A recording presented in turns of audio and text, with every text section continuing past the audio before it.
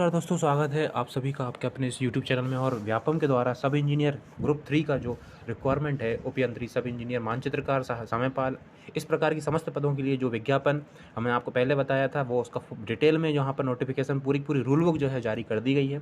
और उस rule book में इसकी समय पात्रता कब से ये फॉर्म भराए जाएंगे तो ये लिख दिया है 9 अप्रैल से फॉर्म भराए जाएंगे। अंतिम फॉर्म भरने की तिथि है 23 अप्रैल। ठीक है, संशोधन करने की तिथि 28 अप्रैल तक रहेगी।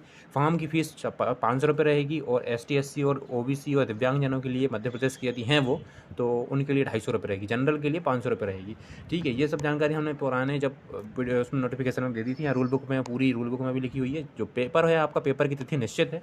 आप तैयारी कर रहे हैं या नहीं कर रहे हैं, ठीक है, उससे व्यापम को कोई मतलब नहीं। व्यापम ने यहाँ पर आपके लिए दे दिया है। खटाखट काम होने वाला है आपका। 6 जून को आपको यहाँ पर परीक्षा होगी 2 पाली में। और यहाँ पर 2 पाली का जो टाइम है वो लिख दिया है यहाँ पर। आपके पास आधार अपडेटेड होना चाहिए। ठीक है, और हम आपको पूरी वैकेंसी बता देते हैं, उसमें क्या कुछ एज लिमिट है और इसका सिलेबस किस तरीके से रहेगा, वो हम आपको यहाँ पर लेकर आए हैं। सारी जानकारी आपको विभागवार कितनी क्या रिक्तियाँ रहने वाली हैं। ठीक है, साथ ही साथ आपको BTech और डिप्लोमा वाली भर्ती हैं और ITI के कौन कौन से पदों के लिए है यहाँ पर, वो जानकारी हम आपको देने वाले हैं। तो आप बड़े ध्यान से इस चीज़ को देखिएगा, हम आपको पूरी जानकारी यहाँ पर देने वाले हैं। ठीक है, सबसे पहले आपको मैं बता दूं कि इसमें जो सिलेबस रहने वाला है वो ग्रुप 3 के लिए, सब इंजीनियर के लिए, वो 200 नंबर का रहने वाला है। और 200 नंबर में आपका जो पहला जो पोर्सन रहने वाला 100 नंबर का, उसमें आपको GK आता है, हिंदी आता है, अंग्रेजी आता है, सामान्य गणित आता है, और रीजनिंग आता है, और सामान्य विज्ञान आता है, और सामान्य कंप्यूटर 100 नंबर का आता है। बाकी के 100 नंबर में आपको संबंधित विषय रहते हैं। संबंधित विषय मतलब आप इलेक्ट्रिकल से या सिविल से इंजीनियरिंग करी हुई है तो आपका उस विषय से संबंधित पोर्शन आपका आने वाला है। सिविल का इंजीनियरिंग का पोर्शन आने वाला है, या इलेक्ट्रिकल का इंजीनियरिंग का सब्जेक्ट जो पोर्शन है वो आने वाला है, या आपने ITI, जिस अभी मैं बताऊंगा किस पोस्ट में मांगा है, उससे संबंधित जहाँ पर आपका आने वाला है। सिलेबस यहाँ पर इतना निश्चित करके आपको दे दिया है। ठीक है, और यहाँ पर हमें आपको बता दें कि यहाँ पर जो आयु की गणना होने वाली है वो 1 जनवरी से स्टार्ट होगी 2022 से। 1 जनवरी 2022 तक आपकी एज जो है 18 से 40 अगर है तो आप इस फॉर्म को यहाँ पर अप्लाई कर पाएंगे यहाँ पर। 18 से 45 तक के लिए उन लोगों के लिए जो ST SC और जो कि OBC वाले हैं, और किसी भी नगर निगम में काम कर रहे हैं, या कोई महिलाएं हैं आरक्षित वर्ग की, तो उनको 45 तक की एज लिमिट रहेगी।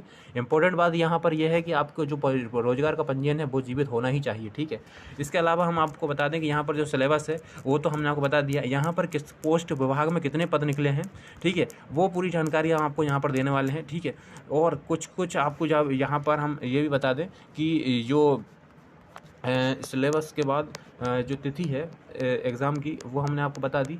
आप यहाँ पर आप देख लीजिए, ये देखिए, आप आपके पास यहाँ पर पूरा विभाग और विवरण आ गया। यहाँ पर सबसे पहले आप देख लीजिए, Madhya Pradesh urban development company limited के द्वारा यहाँ पर रिक्वायरमेंट इनके द्वारा दिया गया है विज्ञापन। 5 पदों के लिए यहाँ पर जो है अभ्यर्थियों की ज़रूरत है, 5 लोगों की, जो कि सिर्फ सब इंजीनियर चाहते हैं। और आप अपना भविष्य यहाँ पर उज्जवल कर सकते हैं अगर आप सिलेक्टेड होते हैं तो। यहाँ के साथ Madhya Pradesh warehouse logistic corporation Bhopal में भी उपयंत्री के पद निकले हैं 1, और 6 पद यहाँ पर 20% संविदा पदों के लिए निकाले गए हैं। संविदा कर्मियों के लिए निकाले गए 20 पद, तो 6 पद यहाँ पर उनके लिए यहाँ पर रखे गए हैं। ठीक है, संविदा वालों के लिए। ठीक है, और साथ ही साथ यहाँ पर संविदा उपयंत्री जो अभी जो इसी भर्ती में जो संविदा के बेस पर रखे जाएंगे, उनको पेमेंट पूरी नहीं दी जाएगी, संविदा बेस पे दी जाएगी, तो वो 15 पद हैं। ज़्यादा पद संविदा बेस वाले पे रखे गए। ठीक है, वो पहले से काम कर रहे हैं 5 साल जिनको हो गए हैं किसी भी डिपार्टमेंट में, तो उनके लिए 6 पद यहाँ पर रिक्त जो हैं वो आप उनके लिए आरक्षित हैं। तीसरा पद जो डिपार्टमेंट है वो आपका है गृह निर्माण एवं अधोसंरचना विकास मंडल भोपाल का। उसमें भी आपको सिविल में और विद्युत में, ठीक है, उसके पहले वाली भी सिविल वाली थी, हमने आपको बताई यहाँ पर। और इसमें भी आपको यहाँ पर जो निकली है वो गृह निर्माण और अधोसंरचना विभाग, वो भी आपकी विद्युत में है और सिविल में है। तो विद्युत वाला मैं आपको बता दूं, यहाँ पर टोटल 85 पद निकले हैं। बहुत ही बड़ी यहाँ पर विज्ञापन, बहुत बड़ी यहाँ पर अपॉर्चुनिटी है आप लोगों के लिए इस विज्ञापन में बताई गई है। 85 पद इसमें है, और विद्युत में आपके 10 पद हैं। ठीक है, साथ ही साथ आपका जो नेक्स्ट है हम आपको बता देते हैं। नेक्स्ट जो डिपार्टमेंट है वो मुख्य अभियंता लोक निर्माण यांत्रिकी विभाग, जो जल भवन है आपका भोपाल में, उसमें निकली हुई है। और उसमें यहाँ पर जो निकली हुई वैकेंसी है उसके बारे में बताएं आपको। 20% जो संविदा वालों के लिए 52 पद हैं, और सीधी भर्ती के तहत जो निकले हैं वो 90 पद निकले हैं। टोटल 23 पद जो निकले हैं वो आपके लिए रखे गए हैं। आपके लिए रखे गए हैं। इसमें विद्युत यांत्रिक वो सिविल वाले 20% होगा, यहाँ पर विद्युत वालों के लिए 23 पद रखे गए हैं। जल निगम में आपके लिए लिखे गए हैं, टोटल रखे गए हैं 71 पद, ठीक है। इसके अलावा हम आपको बता दें इसमें जो इम्पोर्टेंट एक और है कि आपका जो जल विभाग के बाद इसमें 117 पद रखे गए हैं आपका जल संसाधन विभाग वाला, ठीक है। जल निगम वाला बताया था, अभी जल संसाधन में 128 पद हैं। फटाफट बता दे रहा हूँ, ज़्यादा वीडियो लंबी नहीं करूँगा। वन विभाग की आपको बात करूँ तो है 10 पद है मानचित्रकार के लिए। मानचित्रकार में आपको 12th के साथ साथ आपको सिविल में आपको ITI होना चाहिए, ठीक है। वो मैं आपको बता दूंगा यहाँ पर कहाँ पर लिखा हुआ वो जानकारी भी दे दूंगा। तो और लोक निर्माण अभियंता वाले में 47 पद रखे गए हैं, ठीक है। और इसके अलावा जो मुख्य अभियंता ग्रामीण यांत्रिकी सेवा मध्य प्रदेश भोपाल, इसमें 440 पद रखे गए। देखिए बहुत बड़ा यहाँ पे, बहुत ज़्यादा यहाँ पर वैकेंसी है। 440 पद यहाँ, सॉरी 442 पद यहाँ पर रखे गए हैं। ये देखिए यहाँ पर ग्रामीण यांत्रिकी सेवा में यहाँ पर रखे गए हैं, और 110 पद रखे गए हैं संविदा वालों के लिए, ठीक है। मध्य प्रदेश पुस्तक निगम लिमिटेड में 3 पद रखे गए हैं, ठीक है। यहाँ सहायक प्रबंधक मुद्रण के लिए और सहायक प्रबंधक कागज के लिए यहाँ पर 1 पद रखा गया। तो इसके अलावा और भी पद हैं, और भी डिपार्टमेंट है, अभी यहाँ खत्म नहीं हुआ, ये एक पन्ने का खत्म हुआ है। देखिए 2000 पद तो यहीं पे हो गए। और आगे देखिए यहाँ पर नगरीय प्रशासन विकास वाले में आपको 88 पद देखने वाले हैं संचालय में, ठीक है। संचालय में 88 पद हैं, नगरीय प्रशासन विकास में संचालय में आपके यहाँ पर 88 पद हैं, ये देखिए 88 पद। उसके बाद हम नगर पालिका भोपाल की बात करें, नगर पालिका भोपाल में इन्होंने सिविल में, विद्युत में, मैकेनिकल में, ठीक है, सहायक भवन अधिकारी, उपयंत्री, ठीक है, इन सारी ट्रेडों में यहाँ पर 8, 9, 4 इस तरीके से टोटल पदों की संख्या बता रहा हूँ कैटेगरी वाइज। आप यहाँ पर पोस्ट लगा कर देखते जाइए, टाइम ज़्यादा हो जाएगा नहीं तो। समयपाल के लिए 20% पद यहाँ पर आरक्षित रखे गए हैं, 14 पद रखे गए हैं। नगर निगम देवास में भी निकली गई हैं इस तरीके से, आप 4 पद 1 पद देख पा रहे होंगे। नगर निगम सिगरौली में भी निकली हुई है, नगर निगम रीवा में भी इस तरीके से यहाँ पर निकला हुआ है, नगर निगम बुरहानपुर में भी मैकेनिकल से, सिविल से, और आपका समयपाल के लिए भी निकला हुआ है, ठीक है। नगर पालिका सतना में भी निकला हुआ है, नगर पालिका निगम जो छिंदवाड़ा है उसके लिए भी निकला हुआ। नगर निगम कटनी में भी मैकेनिकल और सिविल से निकली हुई है। नगर निगम जबलपुर में निकली हुई है आपकी। इसके अलावा यहाँ पर हम आपको बता दें कि नगर निगम ग्वालियर में भी यहाँ पर आपको सब इंजीनियर के लिए यहाँ पर वैकेंसी देखने को मिल रही हैं, और विद्युत और यांत्रिकी में और सिविल में, ठीक है। इसके बाद हम नगर निगम मुरैना में बता दें आपको निकली हुई है 7 पदों के लिए। इंदौर में भी 14 पदों के लिए निकली है, एक पद दिया गया है विद्युत उसमें। और इसके बाद नगर निगम रतलाम में भी यहाँ पर एक पद यहाँ पर निकले हैं, 9 पद लिखे गए। खंडवा वाले नगर निगम में आपको भी यहाँ पर लिखे हैं 2 पद और 1 पद। फिर यहाँ पर मुख्य विद्युत निरीक्षक भोपाल में 45 पद निकले गए हैं, यानी सभी इंजीनियर जो इलेक्ट्रिकल से हैं, इलेक्ट्रिकल वाले पोस्ट की बात कर रहे हैं विद्युत वाले में, ठीक है। कनिष्ठ अभियंता सिविल वाले में निकली गई 2 पद। ये आ गया मध्य प्रदेश ऊर्जा विभाग निगम, देखिए MP पावर मैनेजमेंट लिमिटेड में। फिर पश्चिम मध्य विद्युत वितरण कंपनी में निकली गई 59 पद। फिर जबलपुर वाले में जो कंपनी लिमिटेड है उसमें 40 पद और 94 पद निकले हैं, 137 पद और 59 पद आपके भोपाल वाले विद्युत वितरण निगम में निकले हैं। और power transmission company limited Jabalpur में आपको 43 पद हैं, 14 पद हैं। इसके बाद Madhya Pradesh generating company limited में आपके यहाँ पर 160, 166, 55 और 55 पद निकले हैं।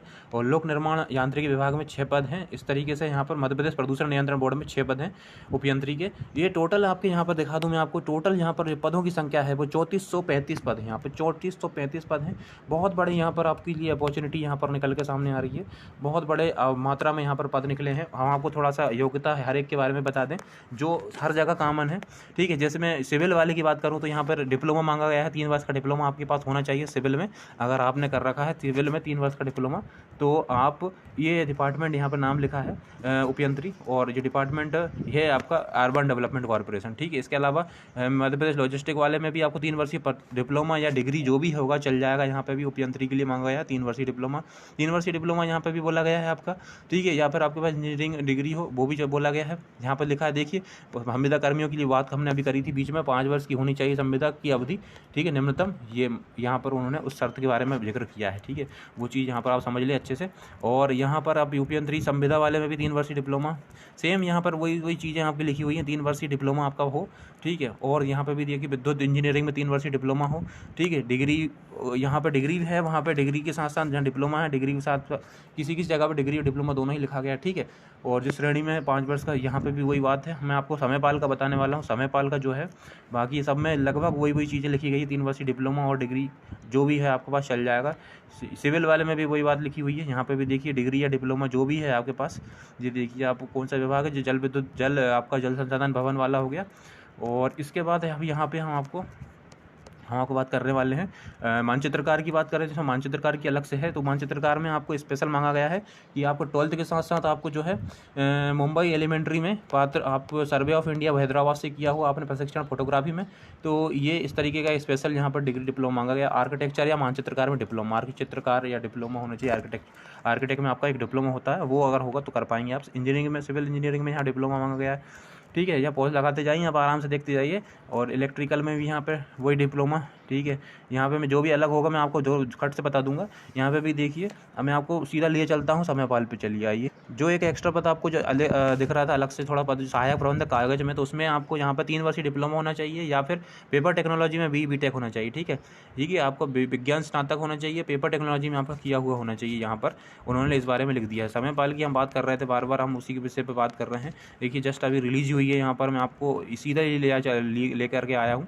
ये देखिए, इसमें भी डिप्लोमा मांगा है सिविल इंजीनियरिंग में। वो समयपाल का जो पद है वो यहाँ पर आप बता दूँ मैं आपको, जो समयपाल का पद है उसमें 12th के साथ साथ आपको सिविल इंजीनियरिंग में ITI, यहाँ पर आपकी ITI काम आ जाएगी अगर आपने सिविल से कर रखा है 12th के साथ। तो 54 पद इसमें है, ठीक है। अभी यही एक ही इसकी बताया हूँ मैंने आपको, काएगा ये कौन सी आपकी हो गई, नगर निगम, किसी नगर निगम की है। उसके अलावा भी 2-3 नगर निगमों में इस तरीके के समयपाल के पद यहाँ पर दिखने को मिल रहे हैं, तो ठीक है। तो वहाँ पर भी जहाँ भी मांगा गया है समय पाल का पद, वहाँ काम आ जाएगा।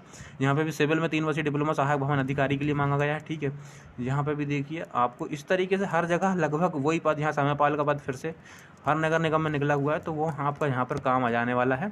और कुछ इसमें इस पर आपको पूरा जो है इसका डिटेल में यही सब चीज़ें हैं जो आपको मेरे को बतानी थी। मैंने आपको फीस बता दी, एज लिमिट बता दी, आपको पेपर का पैटर्न बता दिया, आपको फॉर्म कब से कब तक भरा जाएंगे, एग्ज़ाम कब से कब होगा और क्या क्या इसकी योग्यता है, वो सारी जानकारी मैंने आपको यहाँ पर दे दी है। आपको ये वीडियो अच्छा लगा होगा। आपको ये फॉर्म भरना कहाँ से है, आपको PEB की वेबसाइट पर जाना है, और PEB की वेबसाइट पर जाने के बाद आपको मैं बता देता हूँ क्या करना है। तो यहाँ पर आप PEB की वेबसाइट पे जैसे ही आएंगे, आपको यहाँ पर ऑनलाइन एप्लीकेशन इस तरीके से दिख जाएगा, और आपको इस पर ऑनलाइन एप्लीकेशन फॉर्म पे क्लिक कर देना। आपको रजिस्ट्रेशन अगर है तो रजिस्ट्रेशन आप फिल कर देंगे, और रजिस्ट्रेशन फिल करने के बाद रजिस्ट्रेशन नंबर, पासवर्ड वगैरह आप डालेंगे, तो आप ऑनलाइन एप्लीकेशन आप आराम से फिल कर पाएंगे, या किसी भी कियोस्क पे जाकर के आप इस फॉर्म को फिलअप कर सकते हैं।